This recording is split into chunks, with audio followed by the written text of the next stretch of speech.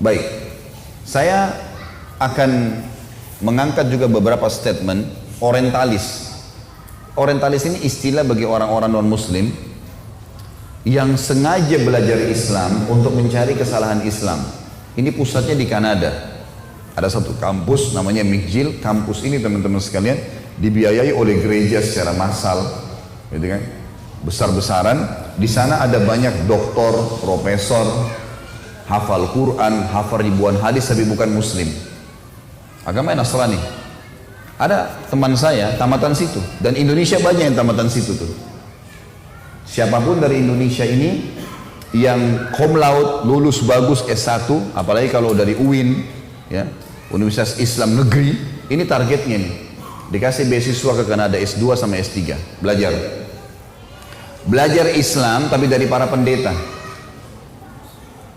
Apa yang terjadi? Dibolak-balikan ayat Al-Quran. Al-Quran itu sudah tidak layak lagi dipakai sekarang, harus direvisi. Sebagaimana Injil ada revisi setiap tahun. Makanya pastor itu bingung mau hafal yang mana. Karena mereka punya setiap tahun keluar revisi baru dari Vatikan. Revisi terbaru, edisi tahun 2015, tahun 2016 keluar revisi baru. Al-Quran tidak ada dari zaman Nabi sampai hari kiamat, ya ini ya ini. 30 juz surahnya, ayatnya sama semua, nggak diubah-ubah.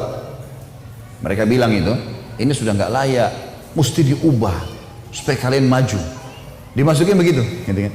Ini ada hukum yang salah nih. Kenapa perceraian di tangan laki-laki? Kenapa bukan perempuan? Kenapa perempuan disuruh pakai jilbab? Kenapa syubhat? Ini orang-orang ini belajar dari sana, pulang, lahirlah JIL tuh, jaringan Islam liberal tuh. Oh nggak apa-apa, nikah lintas agama nggak masalah. Boleh muslimah nikah sama orang kafir, kenapa nggak boleh? Ada ayat Quran, ayat itu perlu direvisi. Enak bener nih, ayat Allah dari langit direvisi.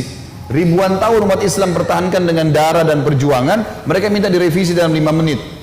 Ini orang nggak masuk akal semuanya, gitu kan? Semua agama benar, bisa masuk surga semuanya. Enak benar. Saya pernah berdialog dengan satu orang, doktor dari UIN, gitu kan? Habis khutbah Jumat, dia khutbah Jumat bahas tentang Al-Baqarah 120. A'udzubillahi minasyaitonir walan tarda ankal yahudu walan nasara hatta tattabi millatahum. Kalian Allah mengatakan tidak akan pernah Yahudi Nasrani ya ridho sampai kalian mengikuti agama mereka. Agama kamu hai Muhammad dan pengikutmu akan terus dikejar oleh Yahudi Nasrani sampai kalian mengikuti agama mereka. Dicari 1001 jalah supaya kalian meninggalkan agama kalian. Pertama dia jelaskan Yahudi itu siapa, Nasrani itu siapa, masih oke lah. Tapi di tengah-tengah khutbahnya dia bilang, tapi kita tidak boleh mengaku masuk surga sendiri. Karena siapa saja berbuat baik bisa masuk surga. Wah ini luar biasa kalimat ini nih. Dia turun dari mimbar, habis khutbah Jumat saya datangin. Assalamualaikum warahmatullahi wabarakatuh, saya salaman. Saya bilang, akhi, saudaraku, tadi anda ini membahasakan di atas mimbar, gitu kan? Kalau semua agama itu sama, semua orang bisa masuk surga, agama apa saja. Maka dia pertama, orang-orang jin ini yang paling pertama dijual sama dia adalah titel, gitu kan?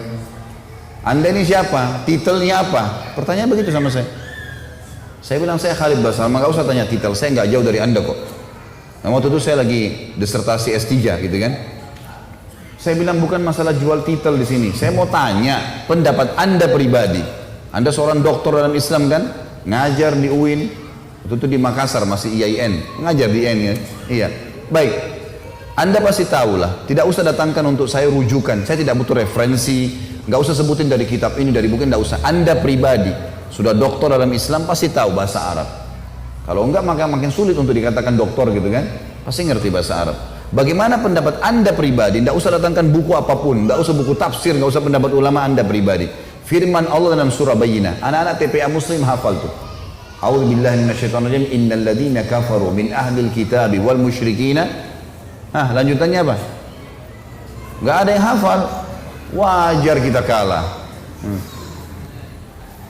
Innal ladzina kafaru min ahli kitab wa musyrikina fi nari jahannam khalidina fiha. Kata Allah, sesungguhnya telah kafir ahli kitab, Yahudi dan Nasrani. Nggak boleh ragu dengan itu. Allah mengatakan, dan orang-orang musyrik, penyembah-penyembah berhala, dan mereka akan kekal dalam api neraka kalau mereka meninggal dengan keyakinan itu. Allah yang bilang. Allah bilang mereka kafir, Anda bilang bukan. Coba berikan pendapat.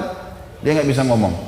Terus saya bilang lagi, bagaimana pendapat Anda pribadi dengan hadis Nabi Muhammad SAW, riwayat Imam Muslim, hadis sahih, kata Nabi, tidak ada seorang pun dari Yahudi, Nasrani, Majusi ini penyembah api, penyembah berhala, yang mendengarkan saya diutus menjadi Nabi, lalu tidak beriman pada risalah yang saya bawa, kemudian meninggal dalam keyakinan itu, kecuali masuk neraka. Bagaimana pendapat Anda dengan ini? Tidak bisa ngomong dia cuma bilang, lalu bagaimana perasaan mereka kalau kita ucapkan itu? Saya ketuk lantai masjid, saya bilang ini bukan masalah perasaan saudaraku, ini masalah keyakinan. Anda menyebarkan keyakinan yang salah. Kalau semua agama sama, saya sama Anda pindah Nasrani aja enak, nyanyi-nyanyi seminggu sekali masuk surga. Hah? Ngapain jadi muslim banyak haramnya? Enak nyanyi seminggu sekali. Buat dosa 50 tahun datang ngaku depan pasturnya, disiramin air masuk surga. Enak benar itu. Ngapain jadi muslim? Susah. Akhirnya ada satu barbel masjid sempat membawa dia dibawa ke ruangan masjid yang lain. Tapi subhanallah, bayangkan orang-orang seperti ini di tengah-tengah umat Islam, marah mengendorkan kita dari agama, gitu kan? Marah dianggap Quran harus direvisi, boleh nikah lintas agama, boleh bola, boleh macam-macam. Waktu kemarin kasus lesbian, homoseksual dan segala ini, MUI keluarkan fatwa ini haram, semua dai-dai Islam angkat, orang-orang jil itu yang ngomong. Sampai mereka berani membahasakan kalau seandainya memang betul kaum Lut dulu Allah siksa, kenapa sekarang Allah nggak siksa orang-orang homoseksual ini? Maka saya jawab teman-teman sekalian, jawaban saya adalah ini kebodohan dari lisan mereka. Masa mau nunggu Allah azab dulu baru berubah? Hah? Itu kan nantang Allah berarti. Kalau Allah turunkan, kalau kamu mau diazab silahkan, gitu kan? Jangan bawa kami nggak mau diazab sama Allah. Karena kalau datang azabnya Allah ini bahaya, gitu kan? Dan kaum Lut itu satu negeri semua homoseksual. Emang udah parah sekali. Justru bukti cintanya Allah sama manusia, masih dikasih kesempatan taubat dulu. Ini kok malah nantang. Buktinya kenapa Allah nggak hukum? Kan itu. Ini bahaya sekali nih. Nah, ini generasi-generasi yang lahir dari kampus-kampus yang sengaja dibentuk oleh mereka untuk itu.